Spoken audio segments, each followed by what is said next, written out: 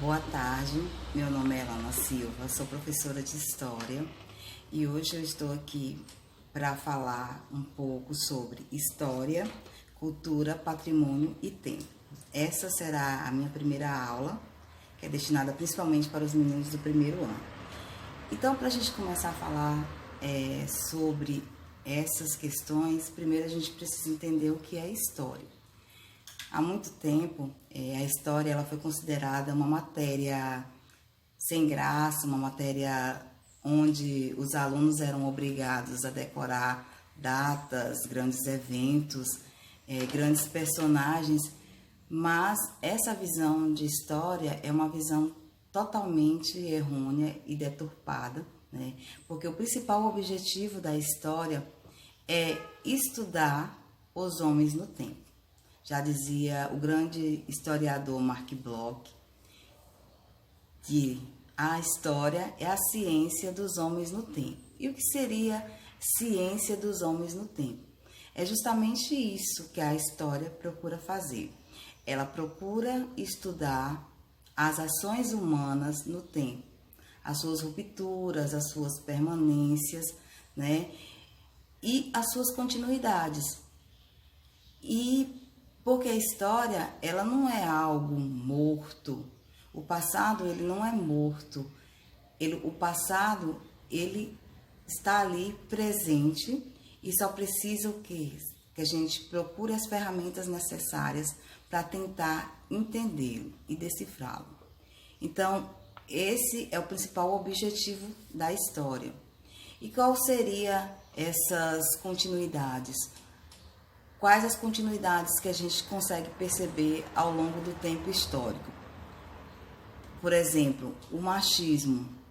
O machismo, ele é uma permanência que, historicamente, em todos os tempos históricos, a gente percebe que o machismo, ele continua bem presente. Então, seria uma das continuidades, né, dessa história. Então, a história ela vai procurar entender tudo isso. Como é que aconteceu, o que aconteceu, como é que foi. E, através das fontes históricas, que são os vestígios do homem no tempo histórico, né? Entender todo esse passado. O profissional, que é o responsável por fazer essa busca desse passado, é o historiador. E quais são as ferramentas que ele usa para entender esse passado? São as fontes históricas, né? Que dá essa dimensão para o historiador de como aconteceu, né, esse passado. E através dessas fontes históricas que o historiador ele vai escrever esse passado. Porque o historiador ele não vai se basear para escrever um determinado evento através de achismo ou através das coisas de WhatsApp, de Facebook. Não. Ele vai se basear em construir essa história do passado através das fontes históricas, né? Através dos documentos, que são essas fontes por onde o historiador ele procura escrever história. E o que seriam essas fontes históricas? Nós temos vários exemplos, tipos de fontes históricas. Nós temos as fontes históricas escritas, que são os documentos, né? O que eu posso mais dar de exemplo? Todo documento escrito ele serve como fonte histórica. Esqueci o nome agora. Um registro de casamento, uma identidade, deixa eu ver mais, o que eu posso dar? Um livro antigo. Então, tudo isso são fontes escritas, né? Que o historiador pega, analisa esse documento e, através da análise desse documento, ele escreve a história daquele tempo passado. Outros exemplos de fonte, as fontes imagéticas. O que seria fontes imagéticas? As fontes imagéticas são as pinturas, fotografias, obras de artes, né, que também trazem a percepção de um passado que foi vivido, pode ser lá no século XVI, no século XV. Se eu pegar um documento, uma foto do ano de 1800, essa foto, esse registro histórico, ele vai me fornecer a percepção de como viviam essas pessoas naquele passado ali, como que elas se vestiam, o que é que elas usavam, como elas se comportavam. Então, tudo isso são fontes históricas, são documentos históricos. Revistas também, revistas em quadrinhos, né? As fontes orais. As fontes orais são os testemunhos, os depoimentos de pessoa. Se eu for conversar com uma certa pessoa de uma idade mais elevada, de 90, 95 anos, ele vai me fornecer a história daquele passado que ele viveu. Então, essa é uma fonte oral. Nós também podemos definir esse passado de duas maneiras, né? A cultura material e a cultura material. O que seria a cultura material? A cultura material é tudo aquilo que eu tenho acesso, que eu posso pegar. É um prédio antigo, é uma obra de arte, é um documento, é um livro antigo. Isso, material, é matéria. E a cultura imaterial são as manifestações, como festas religiosas, como danças culturais, todo tipo de evento cultural faz parte do patrimônio material. Aqui na região oeste, principalmente na cidade de Barreiras, nós podemos dizer que a festa de São João é uma festa que faz parte do patrimônio da cultura imaterial, né? Porque já faz parte do patrimônio da cidade. Outra manifestação também imaterial seria a festa do Divino, que é uma tradição que já vem de muito tempo, de uma longa data. Então também faz parte dessa cultura imaterial. E o que é cultura? O que eu posso falar que seja cultura? Geralmente, a palavra cultura, ela está destinada a pessoas que têm um grau elevado financeiro, né? O que seria uma pessoa que tem cultura? É aquela pessoa que participa, que vai a teatros, a grandes eventos? Não. Cultura é tudo aquilo de bem de um povo, né? Cada estado, cada cidade, ou até mesmo cada bairro, ela tem a sua própria cultura, né? Então, são as manifestações de cada lugar. Eu posso dizer também que cada escola, cada bairro, cada lugar tem a sua cultura diferente, a sua manifestação cultural. Então, a cultura é através da cultura que cada povo se expressa. E a gente não pode dizer que existe uma cultura melhor ou uma cultura que seja pior.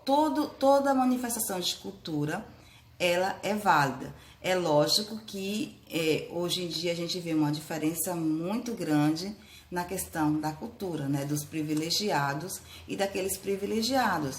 Muitas pessoas acham que a cultura é só uma peça teatral, uma obra de arte,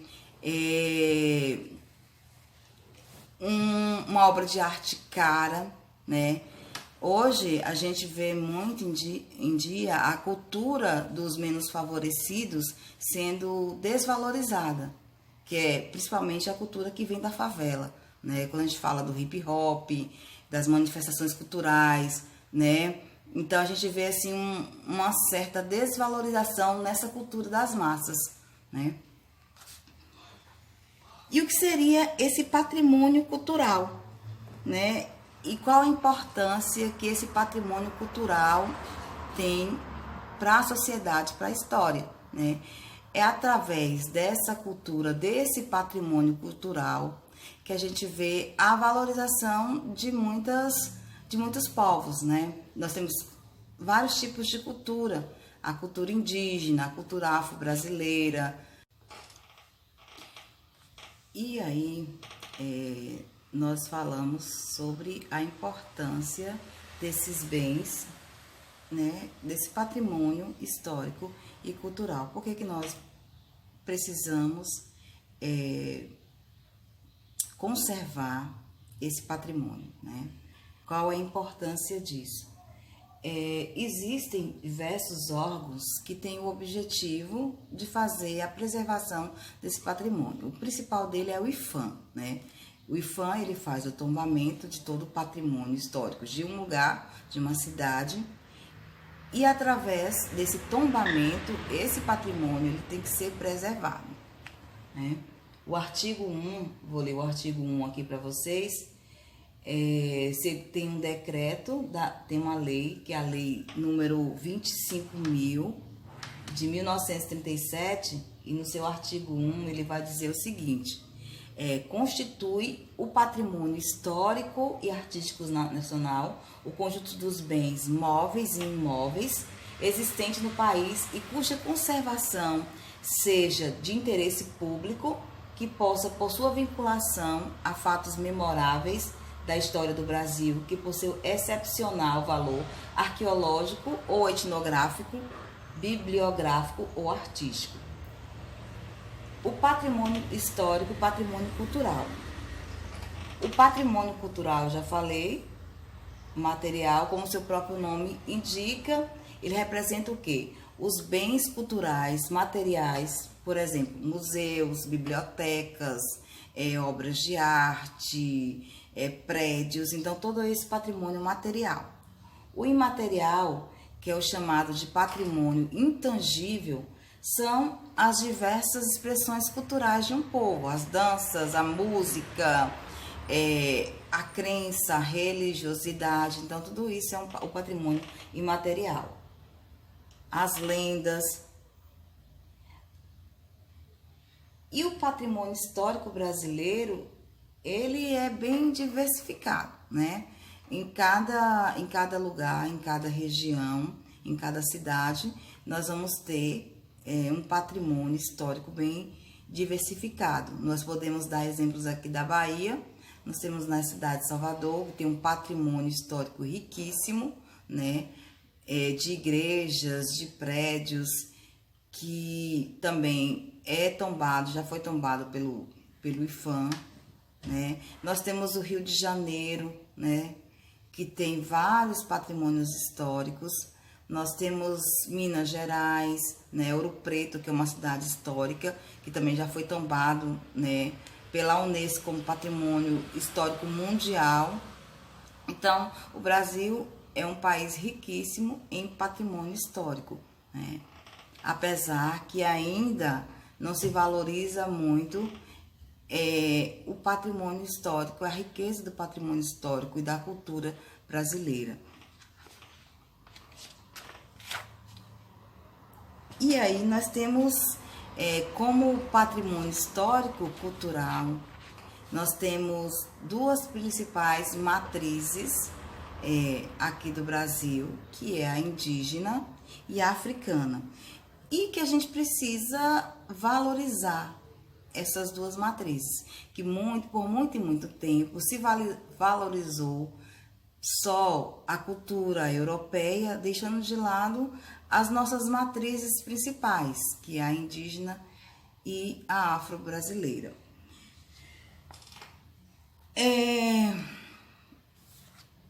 Como já falei, o cuidado, né, com esse patrimônio, a importância de se preservar esse patrimônio para as gerações, né, que virão, e que elas também possam conhecer e valorizar essa riqueza desse nosso patrimônio. E o tempo? O que seria o tempo? O tempo é um fator primordial para a história, porque é através do tempo que a gente vai contar esse passado, né? Essas ações do homem no tempo. E como é que a gente conta essa história através do tempo? Nós temos o tempo cronológico, que foi o tempo criado pelo próprio homem. Qual é esse tempo cronológico? É o tempo do relógio, é o calendário, né? Aonde acontece esses eventos históricos, né? Então, ao longo do tempo, o homem procurou, né, ferramentas que fossem capazes de medir o tempo, né? Nós temos vários exemplos de relógio, o próprio calendário, né, que foi uma maneira de fragmentar o tempo. E dando exemplo de tempo cronológico, né, e de tempo histórico, há uma diferença, né? O tempo cronológico é o tempo que é marcado, é o tempo do relógio, é o tempo do calendário. E o tempo histórico é esse tempo aonde os eventos históricos ele acontece, né? Aonde aconteceram os grandes eventos, né? Então, há essa diferença entre tempo cronológico, que é esse tempo contado, esse tempo medido, e o tempo histórico, que é o tempo onde acontecem todos os eventos históricos, né? Tempo histórico e diferentes tempos. Nós temos vários tempos, como eu falei, né? O tempo cronológico e o tempo histórico, né?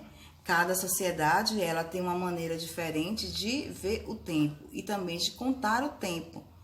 E os eventos históricos também, eles acontecem de maneira diferente em cada sociedade. E temos também o tempo da natureza, que é o tempo em que nós vivemos, né? É o nosso tempo natural, o nosso próprio relógio biológico. Com o advento, principalmente, da Idade Moderna e do capitalismo, né? Principalmente com a Revolução Industrial, com o aumento do capitalismo, houve a necessidade de contar esse tempo, né? Porque nós precisamos de um tempo para que as coisas aconteçam. Então, com a industrialização, com o capitalismo, nessa passagem, nessa transição entre Idade Média e Idade Moderna, houve a necessidade de se aprimorar o tempo, o calendário, o relógio, né? Principalmente o tempo das fábricas, que foi um tempo totalmente diferente, né? E com esse aumento dessa industrialização, né, vem também toda a questão da modernidade, né, dos aparelhos, né? Então, a história, ela está diretamente ligada com o tempo, né? Não se pode falar em história sem falar de tempo, tanto tempo histórico como tempo cronológico, né? E quanto tempo da natureza. E só para falar a questão também de calendário, falando sobre o calendário, né, o tempo do calendário, só para deixar claro que a sociedade do mundo, cada sociedade ela tem uma maneira de ver o tempo e de ver essa contagem do tempo. Esse calendário que nós usamos, né, esse tempo não é um tempo que é para todo o mundo, né? Nós vivemos sobre o calendário gregoriano, né?